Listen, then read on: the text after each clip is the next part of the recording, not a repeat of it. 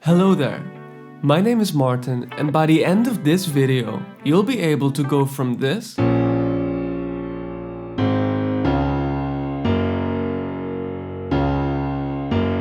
to this realistic and warm piano sound, whether you use FL Studio, Logic, Ableton, Cubase or Pro Tools.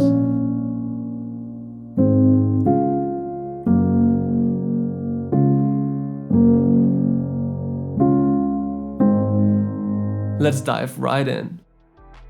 Using velocity in your DAW will deliver a more human aspect, creating tension and excitement between notes of a melody, rather than something that is sounding static and robotic, as each press will have its own individual identity.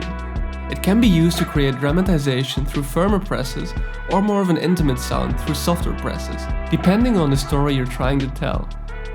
Taking that into consideration, manipulating velocity should be the first step to consider when trying to simulate a realistic sounding MIDI piano. Applying this is simple. You select your desired notes, either randomly or intentionally, for example if you want to accentuate a specific note, and change their velocity levels. Now, strumming is a technique typically seen when playing stringed instruments like a guitar, involving a sweeping movement where the fingers brush across a stringed instrument. But it can also be done on a piano, typically by playing a chord and manipulating the notes in either an upward or downward motion. You select the notes or chords you want to apply the strumming to. Go to Piano Roll options, click Tools, Strum, or you select the notes and click Alt+S, and then you adjust the time strength and time tension to your liking.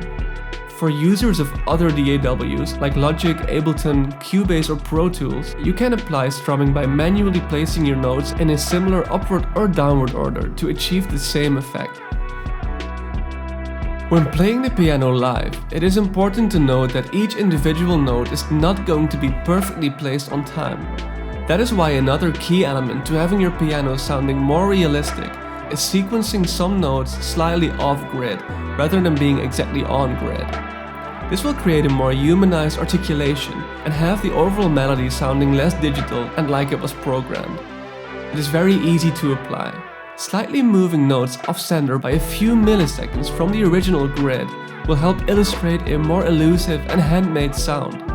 This trick can also be used when creating interesting rhythmic patterns, such as grooves and swings.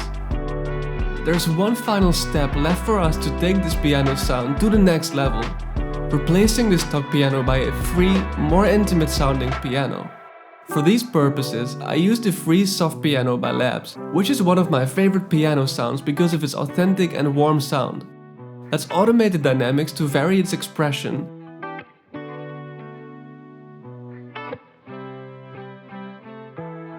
And then add a Camel Crusher, which is free by the way, for some slight distortion and compression, a stock equalizer to remove the low end and some undesired muddiness,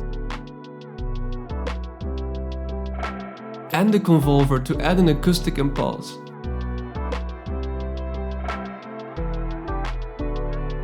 After applying all these steps, our piano sounds as follows.